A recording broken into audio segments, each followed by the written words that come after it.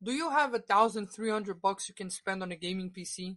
Then these are the specs I would recommend. First of all, we're gonna use a 4070. Why a 4070, you may ask? Because it's still good for gaming and can do whatever you want at high speeds. It's just perfect for gaming.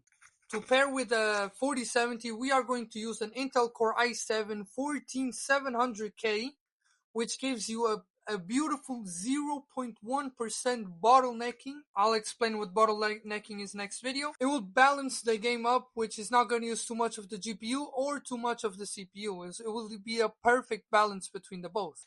Now we're going to put both CPU and GPU onto the motherboard, which is going to be the B760MP, which has enough RAM slots, enough SSD slots, and it's just perfect for gaming. To cool the CPU, we are going to use a Corsair H150 360mm RGB, which is a perfect and beautiful AIO to use on your build. Now for the RAM, we are going to be using two 8GB sticks to make 16GB sticks from Gigastone Game Turbo, which runs at 3200 MHz per second, which is perfect. It's the sweet spot for gaming nowadays.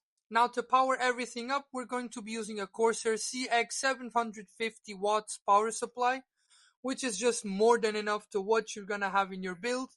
Perfect enough, you don't need more than this. Now to store everything up, we're gonna be using the Empire Gaming brand new ARGB mid tower, which is beautiful fish tank case that allows you to store all the things I just recommended to you.